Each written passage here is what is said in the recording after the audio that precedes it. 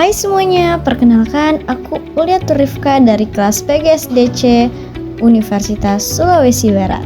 Hari ini aku ingin berbagi pengalaman sederhana tapi sangat berharga, yaitu bagaimana aku belajar menjadi seorang pemimpin dalam kegiatan kelompok belajar. Banyak orang mengira kepemimpinan hanya bisa dilihat dari saat seseorang memimpin organisasi, besar atau kecil, atau acara penting.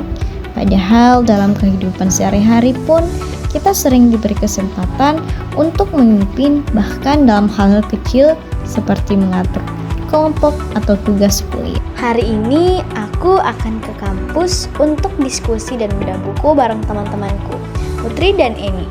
Di kelompok ini aku berperan sebagai pemimpin diskusi. Jadi, yuk ikut aku seharian lihat gimana rasanya memimpin sambil tetap jadi mahasiswa biasa yang juga kadang pengen healing. Sebelum berangkat, aku biasanya bikin checklist harian. Ini kebiasaan kecil yang paling penting menurut aku karena pemimpin itu harus punya arah dan rencana. Jadi agendanya lumayan padat. Yang pertama itu mandi, pergi ke kampus bareng Zulkifli, teman aku, dan diskusi santai bareng Eni dan Putri, bedah buku, kemudian menyimpulkan hasil dan rencana lanjutan. Dan yang terakhir ya sedikit hiburan, tiktokan sebelum pulang, biar hidup gak kaku banget. Checklist ini sederhana, tapi bantu banget biar aku tetap fokus dan tanggung jawab sebagai pemimpin kelompok. Dalam perjalanan, aku sempat mikir kadang jadi mahasiswa tuh kayak main game level up. Tiap hari ada tantangan baru. Hari ini tantangannya memimpin kelompok diskusi. Aku percaya pemimpin yang baik bukan yang paling banyak bicara tapi yang paling siap mendengarkan. Sambil naik motor, aku nyiapin mental supaya nanti bisa mengarahkan teman-teman dengan tenang, gak baperan, dan tetap enjoy. Karena jujur aja, jadi pemimpin di antara teman sebaya itu tricky banget loh. Kalau terlalu serius dibilang sok tegas, terus kalau terlalu santai dibilang gak becus. Jadi ya seimbang aja, kayak hidup yang butuh kopi tapi juga butuh tidur cukup. Sampai di kampus akhirnya aku ketemu juga sama Putri dan Eni. Seperti biasa suasananya langsung ramai karena setiap ketemu pasti ada aja candaan. Tapi aku tahu di balik tawa itu tugas tetap harus jalan. Sebagai pemimpin kelompok, tugasku memastikan semuanya berjalan sesuai rencana. Aku mulai dengan mengingatkan apa yang akan kami bahas hari ini dan memastikan setiap anggota tahu perannya. Kepemimpinan di kelompok kecil kayak gini tuh menarik. Kadang nggak kelihatan, tapi justru di sini kita belajar banyak. Aku belajar gimana cara menyeimbangkan peran antara teman dan pengarah. Karena jujur aja, memimpin teman sendiri itu punya tantangan tersendiri. Apalagi kalau mereka tiba-tiba ngomongin hal random kayak nanti wisuda kita ngapain ya? Aku cuma bisa jawab sambil ketawa, ya semoga sih kerja bukan nikah duluan. Candaan ringan kayak gitu bikin diskusi lebih cair dan menurutku itu juga bagian dari kepemimpinan, menjaga semangat tim tetap hidup tanpa kehilangan arah. Aku percaya kepemimpinan yang baik itu bukan cuma bisa mengatur, tapi juga bisa menciptakan suasana yang nyaman buat semua anggota.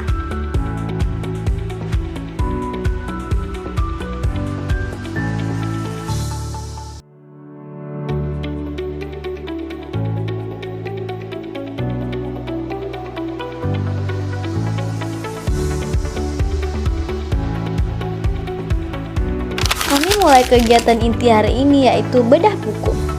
Buku yang kami bahas berjudul tentang strategi pembelajaran inovatif. Sebagai pemimpin, aku berusaha menjaga alur pembahasan tetap fokus. Aku menyiapkan beberapa pertanyaan pemandu agar diskusi kami itu gak melebar terlalu jauh dan memastikan setiap kelompok punya kesempatan menyampaikan pendapat. Aku mencoba menerapkan gaya kepemimpinan partisipasif karena aku percaya setiap orang punya cara pandang unik yang bisa memperkaya diskusi. Saat teman-teman mulai membahas metode pembelajaran yang menarik, suasana makin hidup. Kami saling memberi contoh pengalaman saat PPL dan tidak sadar topik malah melebar ke hal-hal lucu seperti gimana kalau nanti jadi guru malah dikerjain muridnya. Aku membiarkan sedikit candaan itu muncul karena menurutku suasana santai membuat proses berpikir lebih kreatif. Kadang dari tawa kecil itu justru muncul ide-ide bagus. Tapi tentu saja aku tetap mengarahkan agar diskusi kembali ke fokus utama.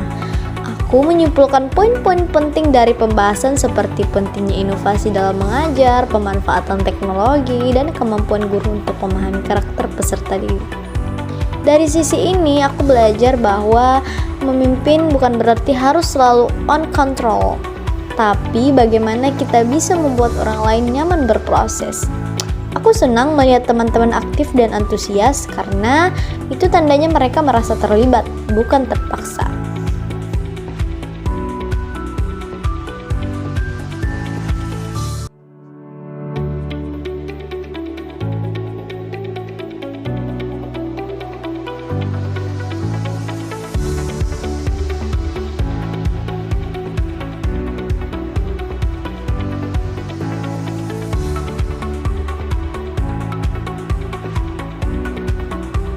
Setelah semua topik dibahas, aku mulai memandu penutupan diskusi.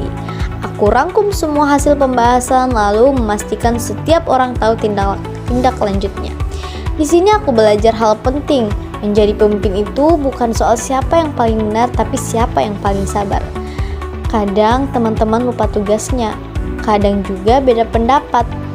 Tapi sebagai pemimpin, aku harus bisa menenangkan dan mengarahkan tanpa menyinggung. Aku berusaha menjaga ritme kelompok tetap positif. Kami juga sempat bercanda lagi soal masa depan, kayak kira-kira nanti kalau kita jadi guru bakal seheboh ini nggak ya? Aku jawab santai, ya semoga sih tetap semangat. Tapi udah nggak drama kayak mahasiswa puber yang galau tugas dan cinta sekaligus. Semua tertawa dan suasana menjadi hangat lagi. Di momen itu aku sadar, kepemimpinan bukan cuma soal mengatur orang lain, tapi juga soal memahami manusia. Tentang bagaimana menjaga tim agar tetap positif, meskipun tugas banyak, waktu mepet, dan kepala udah penuh dengan teori pendidikan. Aku merasa bersyukur karena dari hal-hal kecil seperti ini, aku bisa banyak belajar tentang tanggung jawab, komunikasi, kedewasaan.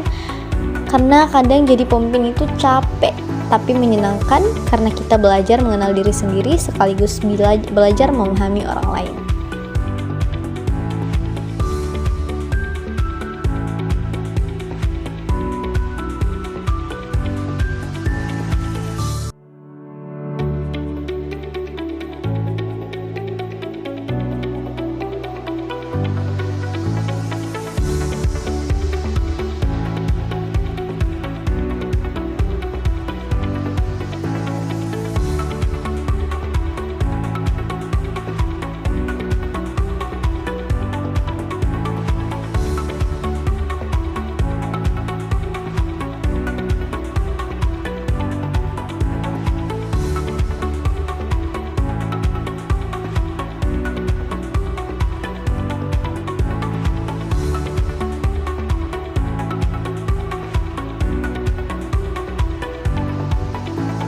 Setelah diskusi selesai, kami pun sempat bikin video TikTok bareng.